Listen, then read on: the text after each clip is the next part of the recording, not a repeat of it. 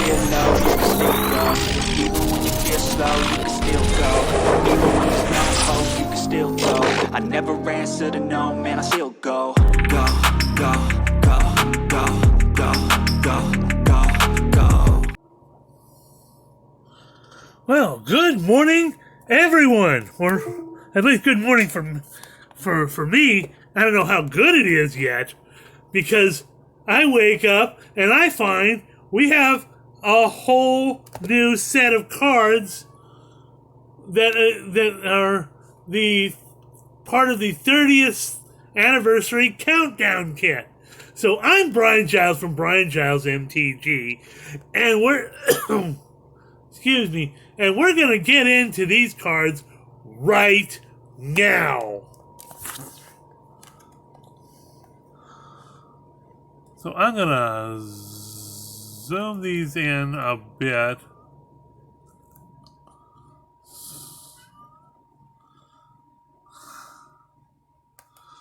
So all these cards are alternate artworks of cards throughout Magic's history. So we've got Squee, Goblin Naboob.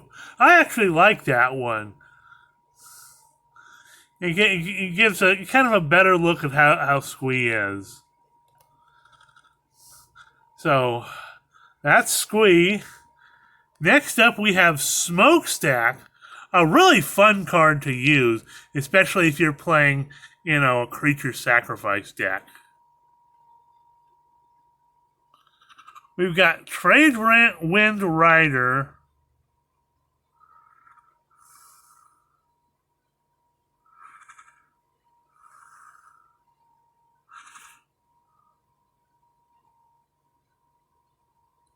So basically, you use it to tap and tap 2 untapped creatures you control and return target permanent to its owner's hand. So a bounce thing, not bad. Lendul's Vault, black and a blue for. Look at the top 5 cards of your library, and as many times as you choose, you may pay 1 life and put those cards on the bottom of your library in any order. Then look at the top 5 cards of your library.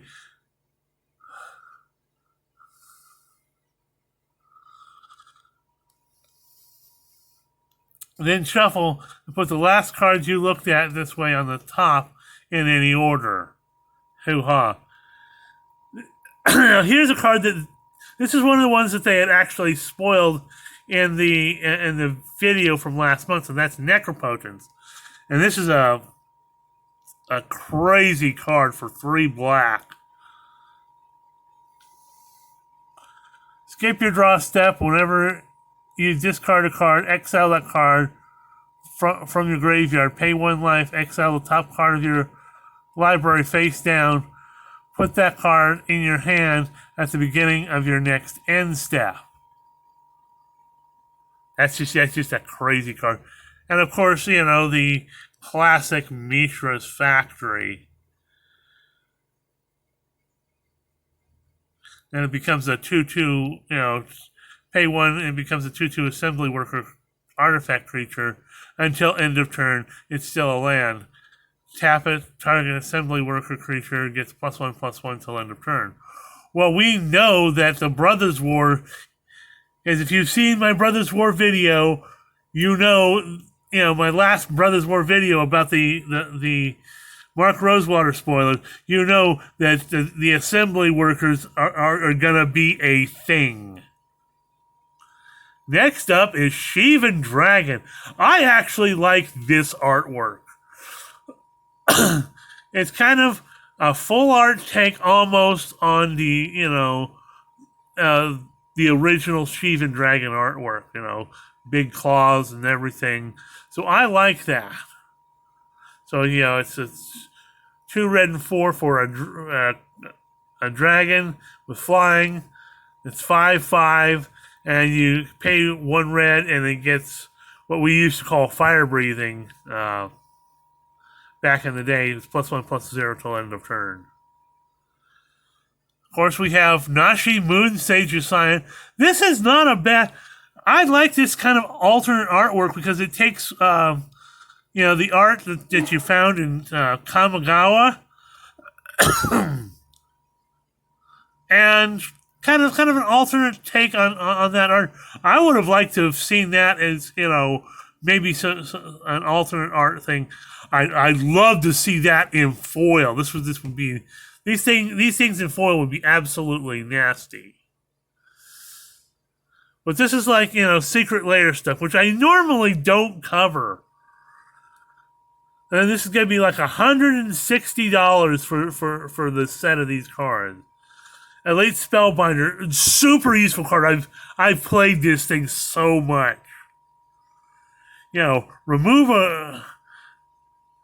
Exile a non-land card, and that card remains exiled. It costs two colorless more to cast.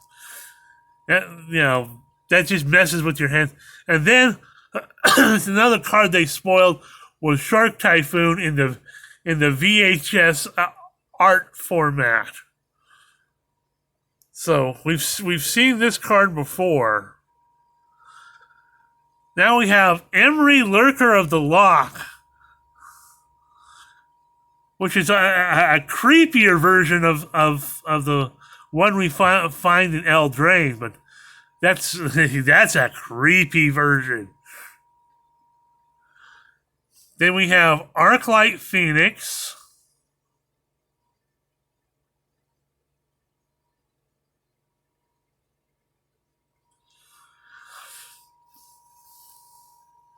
I'm not sure I like this Nicol Bolas. It's kind of like a chibi version of Nicol Bolas. Or at least they're trying to do something like that. And I'm not sure that I like the artwork, but it's Nicol Bolas. It is. And then we have Thalia, Heretic Cathar. That's from one of the original Innistrad sets.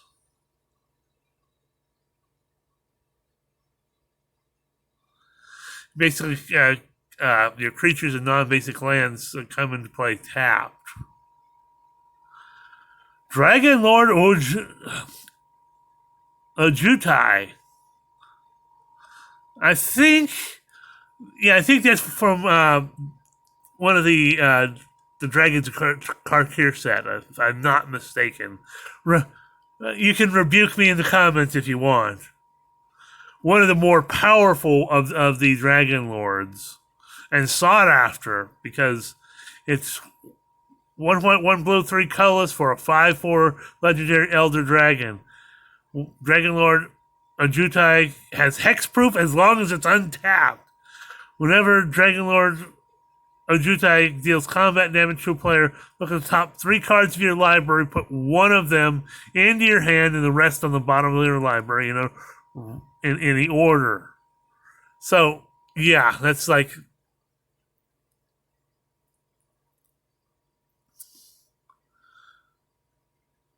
Okay, you can... I call this like the pseudo Mario Brothers art for the Siege Rhino. 1 white, 1 black, 1 green, and a colorless for a 4/5 trample Rhino with. When it enters the battlefield, each opponent loses 3 life and you gain 3 life.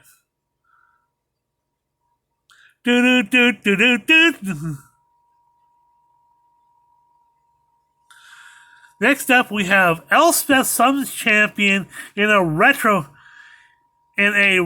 frame, but it's also got the full text explanation version of a Planeswalker, which we saw before in other Planeswalkers. And that's different. And she, again, it's kind of evocative of some artwork that we've seen in the past of one of the artists that is banned, but it's not the same artist. It's a different artist. I can't really see it. Wow.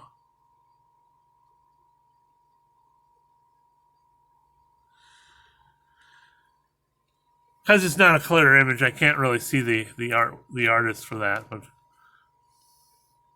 next up, we have Deathrite Shaman, a hybrid green-black for a 1/2 elf shaman. Tap it to exile target land card from a graveyard. Add 1 mana of any color. Black and tap it. Exile target instant sorcery card from a graveyard. Each opponent loses 2 life. A green and a tap, exile creature card from a graveyard. You gain 2 life. This thing has got to be extremely busted. I mean, if I was playing a green-black Heart of Darkness deck, that would be in that deck for sure. 4 of them. Birthing Pod. This card is super useful and comes out of one of the original Phyrexian sets. I don't recall which one. But, this is a very sought-after card in Birthing Pod. So it's a Phyrexian green and 3 for an artifact for a Phyrexian green and 1, and you tap it, sacrifice a creature, search your library for a creature card with mana value equal to 1 plus the sacrifice creature's mana value, put that card onto the battlefield, then shuffle, activate only as a sorcery. Super useful card, super sought after card, and more sought after now that we've got Phyrexian stuff, from not only from Brothers War, but the next sets coming up are all Phyrexian stuff. So that card is going to be sought after. If you want to buy into this set, set of cards, absolutely. Sun Titan, absolutely crazy giant card in 2 white, 4 colorless for a 6/6 giant with vigilance.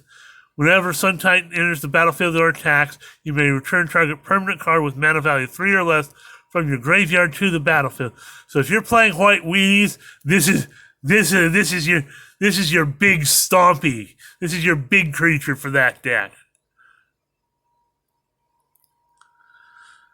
And yet again, another reprint of Bloodbraid Elf. I actually like this artwork better than any of the other artwork, except for the original artwork. I like this for the Bloodbraid Elf. I really like that. Next up, we have Heritage Druid. Another card that is sought after in elf decks. Shout out to DJ Longhair, because this would go in his elf deck for certain. 1 green for a 1/1 elf druid. Tap 3 untapped elves you control. Add 3 green mana. Hoo-ha. Next up is Ponder. This is some really crazy art for Ponder, but it's also a very sought-after playable card. For a blue, it's a sorcery. You look at the top 3 cards of your library, put them back in any order. You may shuffle and then draw a card. Next up is Bogadron Hellkite for 2 red and 6. A 5/5 dragon with flash and flying. When it enters the battlefield, it deals 5 damage, divided among any number of targets. Ouch, ouch, ouch. And Lightning Helix. This is some crazy artwork, but it's also another sought-after playable card. For a red and a white, it deals 3 damage to any target, and you gain 3 life. And Glimpse of Nature. Sorcery, you cast creature spell. When you cast when you cast a creature spell this turn, draw a card. So more card draw. And then we've seen this this is one of the other cards that was spoiled in the 30th Anniversary Countdown preview to that. Chrome Mox. Just this card alone makes up for almost the entire value of this set. And $160 for a reprinted Chrome Mox in in the retro border.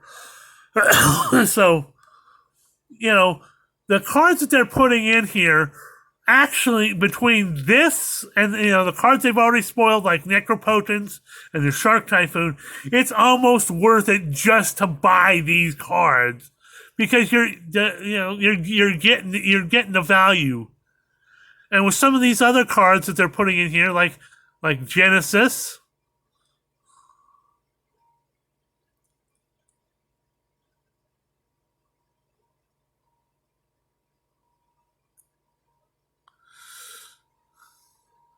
And finally, we have Wild Mongrel, which is kind of a looks like a kind of some type of unset type of artwork for 1 green and 1 for a 2/2 dog. Discard a card. Wild Mongrel gets +1/+1 and becomes the color of your choice until end of turn. And Lin Civi Defiant Hero. 2 white and 1 for a 1/3 human rebel, a legendary 1/3 human rebel. Pay X, tap it, search your library for a rebel permanent card with mana value X or less, put it onto the battlefield and shuffle. And for 3 colorless, put a target rebel card from your graveyard onto the bottom of your library. So I don't remember what set this particular card is from, but it's definitely a useful and playable card.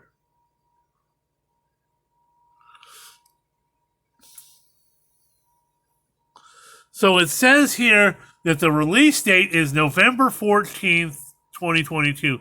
So it comes out just before the Brothers War releases, and it's $149.99.